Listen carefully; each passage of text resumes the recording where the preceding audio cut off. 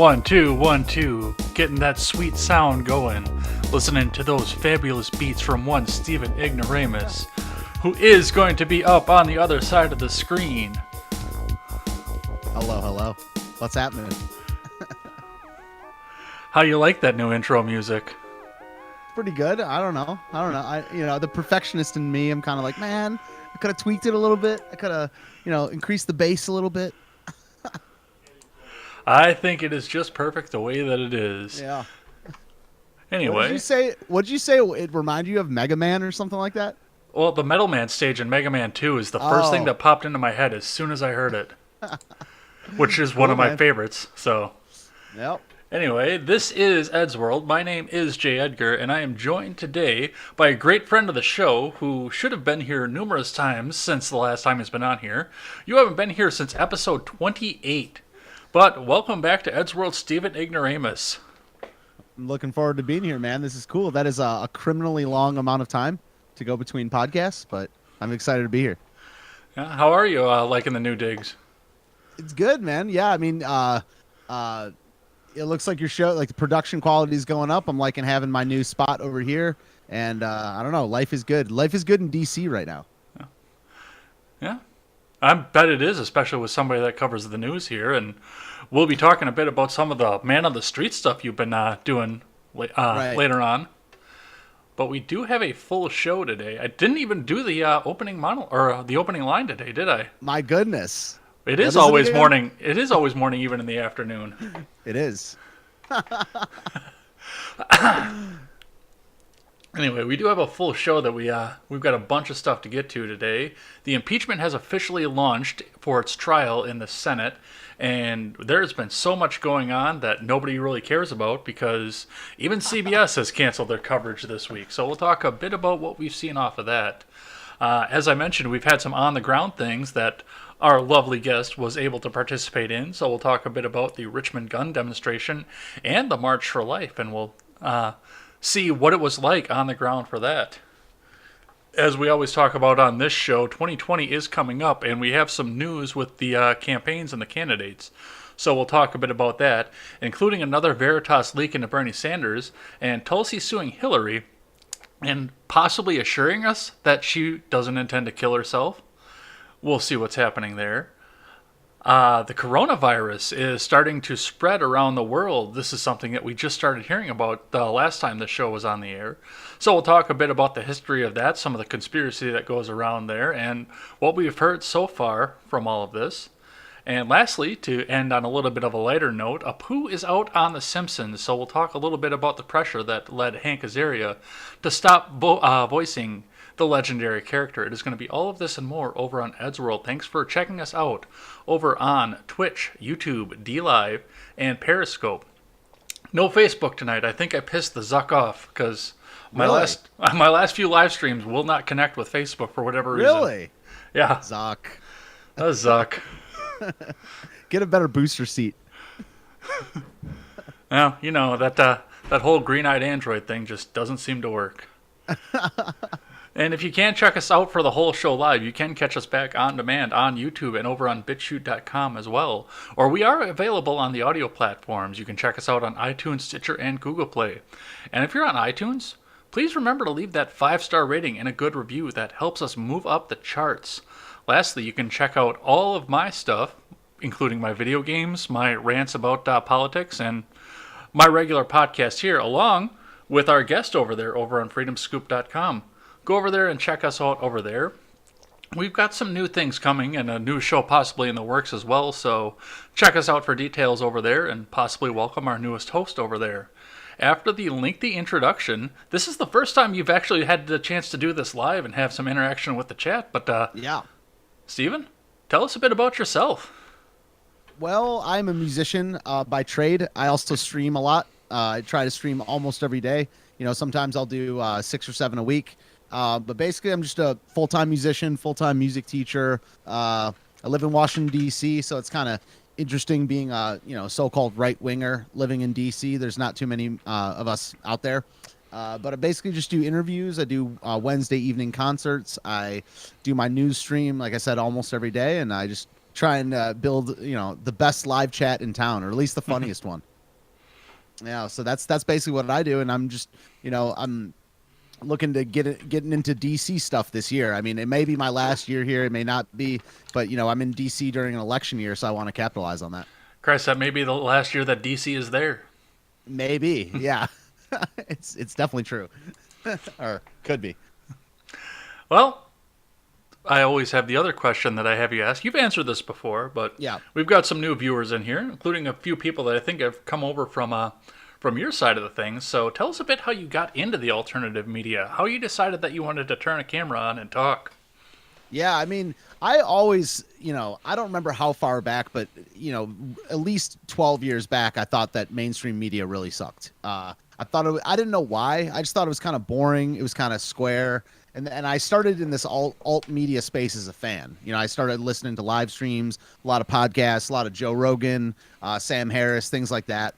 And slowly I started flirting with the idea of doing a stream or my own podcast. I started off wanting to do just a podcast, just all audio. And then about a year ago now, I started my live stream, The Daily Ignoramus. And basically from there, it kind of, picked up steam. And I don't know. I still feel uncomfortable sometimes being on camera.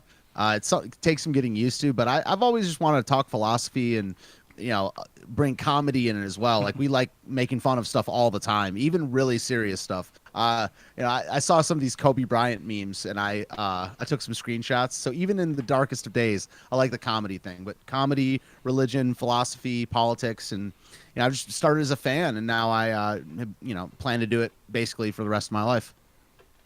Well, thanks for giving us that here. We are going to have a moment of silence for now for Kobe Bryant.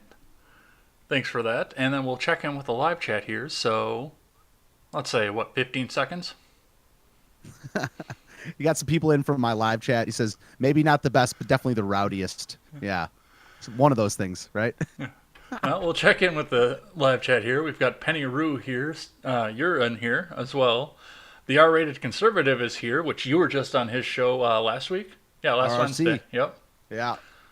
So thanks for stopping by. Reflections of Liberty. I've seen him in your live streams before. Mm-hmm. So thanks for coming by and checking us out. Penny Rue has good taste in baseball, it looks like. Zuck the Cuck. I like that. Hail to the live chat. Hail to the live chat. That does help make the show go. Ron Helton is here. Thanks for stopping by again. You're always welcome and you're always great here. Wyatt from Roundtable Decision is here. Welcome on in. Saint is here. And it looks like that's everybody we have so far today. So talk amongst yourselves as we go along here. And we will check in with the live chat between topics. So if you have any questions for me or my guest, feel free to ask them and we'll get them answered when we come back and check in again. Cool. So the first thing that I have on the stack here today is the impeachment. And the first thing that I have to talk about with the impeachment is that nobody gives a fuck. Yeah, dude. My stream the other day was called "Fine, I guess we'll cover impeachment." I know. I saw no that. No one cares.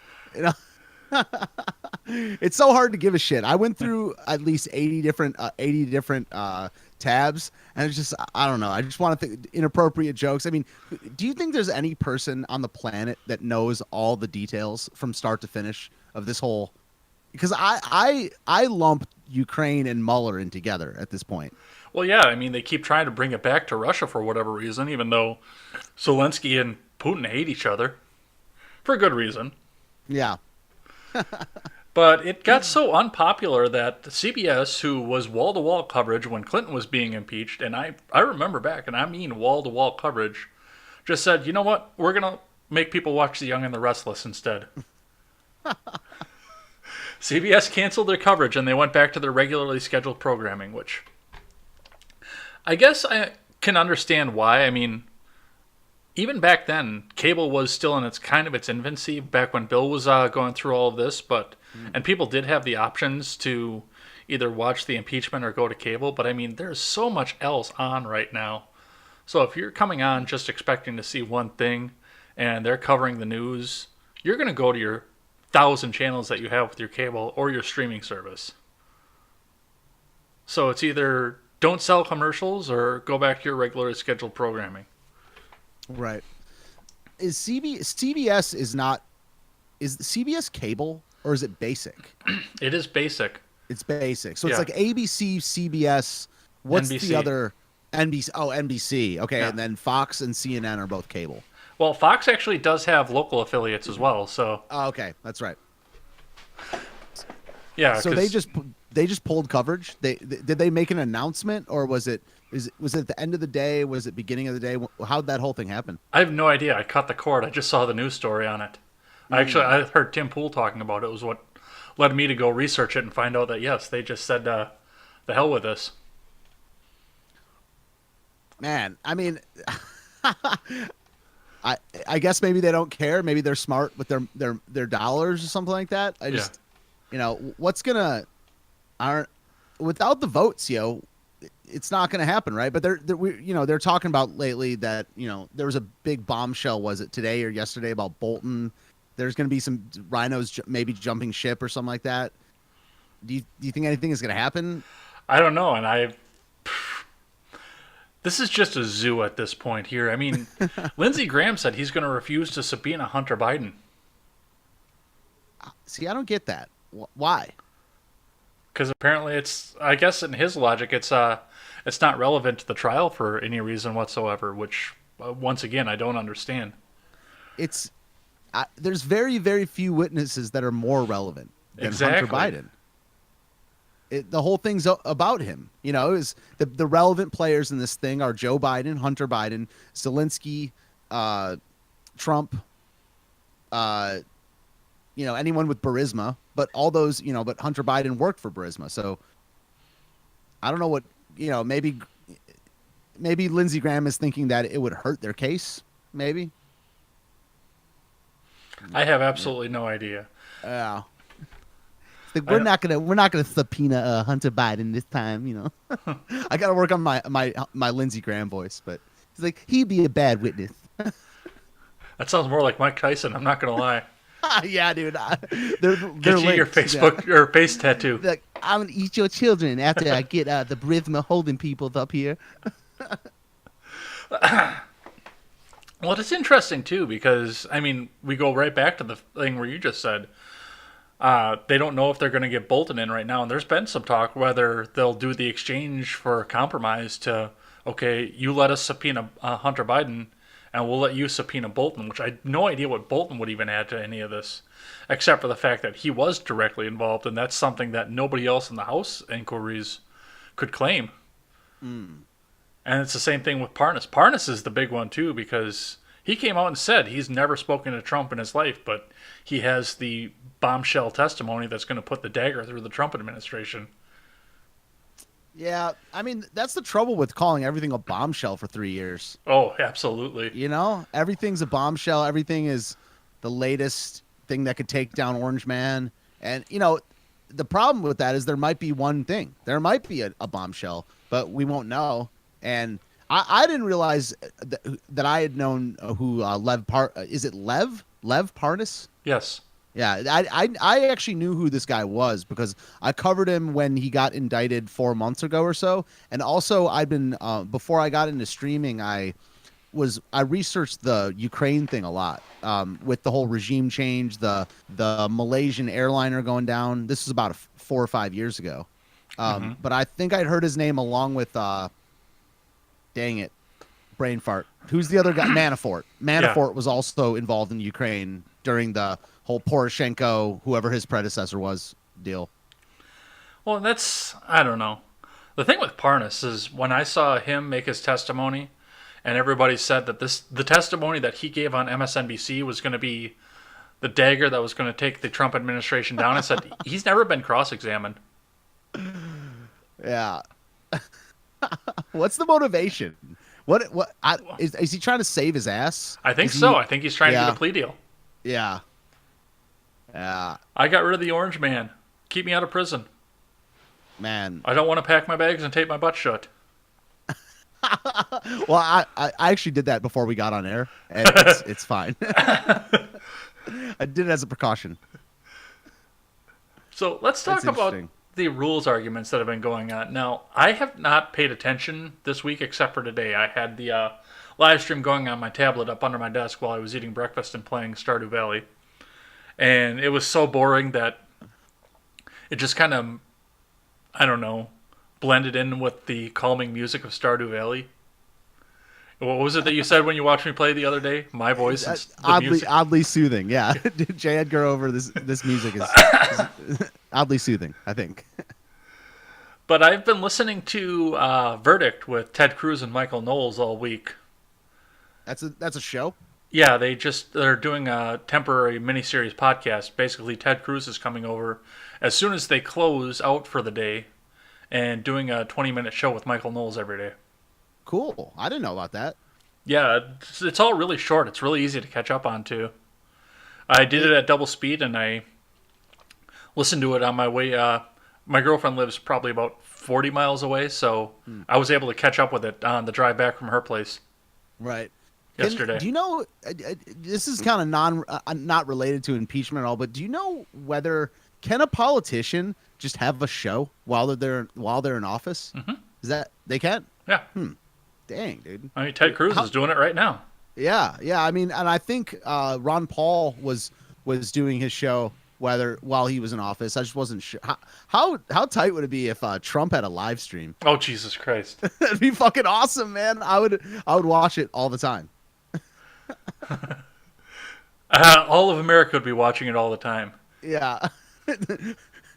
100 million thumbs up, 110 million thumbs down. Probably that sounds about the right ratio too. With that.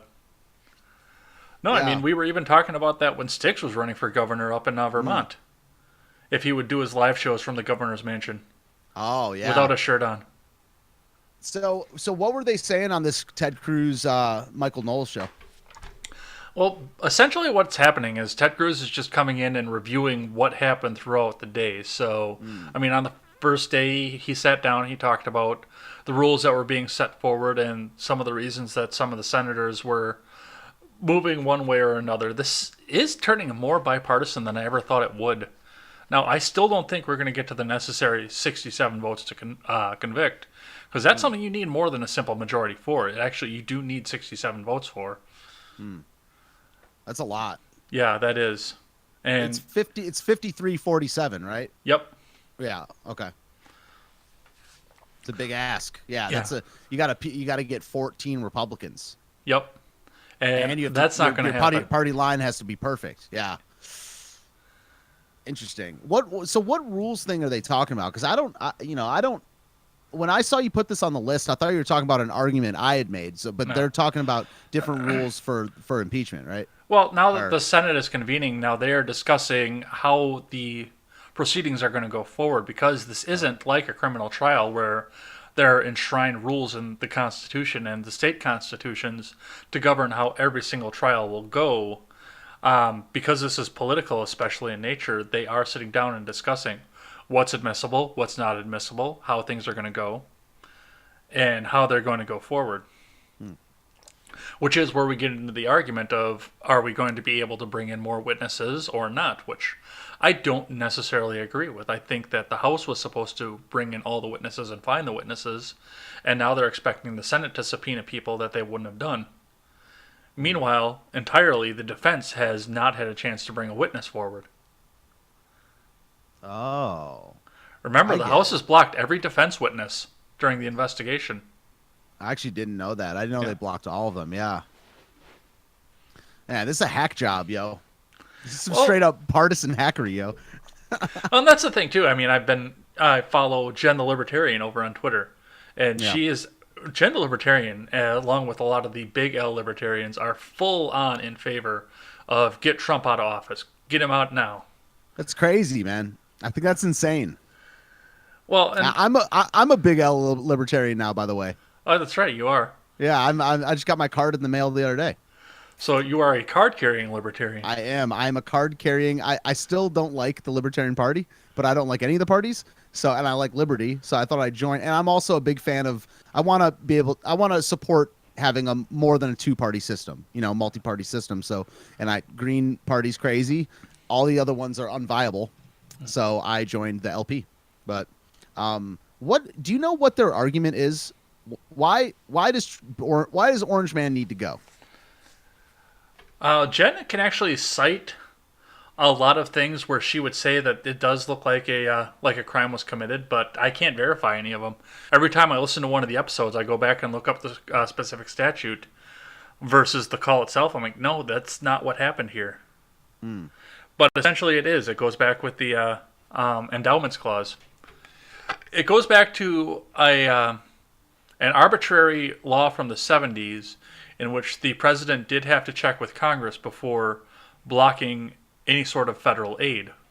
But the federal aid went through. Yeah. So now, do we impeach every time a president commits a crime then? I think it's going to go further than that. I think it's going to be, and Ted Cruz said this on the on Verdict as well. This is going to become a point where every time the House majority is the opposite party of the president, he's getting impeached. Yeah. Do we want that? And can we go back and impeach all the old presidents, symbolically for breaking the law? Because all of them did. Oh, absolutely. The line of presidency is like a Judas Priest concert. Yeah, I mean, I honestly, when I convince myself to care about this stuff, I do, at this point, care a little bit more about, I don't know, for lack of a better word, national cohesion than the law.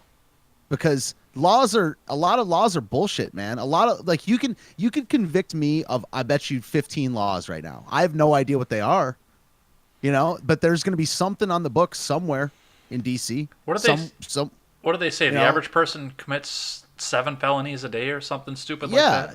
So is that, but now a lot of people are upset that Trump's in office. A lot of people are very happy that Trump is in office. But it would be a big blow to the country to impeach any president. I mean, and sometimes it might be worth it, but to me, it's not legal, or, the argument is not, was it legal or illegal? It's how illegal, or is it worth doing this? And I guess half the people, half the people that are against Trump thinks, yes, it's worth it, but then they get Pence. So what happens there? I bet you Pence has committed a crime. Oh, absolutely. Of course. So, well, when Parnas got on MSNBC, I was watching Twitter at the time. Actually, that was how I found out that Parnas was on MSNBC, because hashtag President Pelosi was trending, because they think that they were going to take Pence at the exact same time. Dude. Because of the Parnas testimony. Even these people that hate Trump, I would love to ask them, would you actually take Pelosi as president over Trump? President Dentures? Dude, come on. I don't even like Trump that much. I mean, I think he's very entertaining. I like him being in office for, entertainment, Twitter reasons. I think he's kind of a badass in his own dickish way. I like that he's pro-life. But even I would still not, maybe it's that's how bias works. There's not in a million years would I take Pelosi over Trump, just objectively. What about you, man? I would be very, very afraid, because Nancy Pelosi has dementia and the nuclear codes. Yeah. Clown world. We're here. But she votes the right way on abortion, so of course the left absolutely wants her to be in office. Oh, yeah, it's rough. Well, and we'll talk a bit about the March for Life a bit too, but I'm going to cite the podcast again, because that's where I got most of my information off of this. But, Noel's made a very interesting point. They're going through the impeachment. The trial's going through on the anniversary of Roe versus Wade, which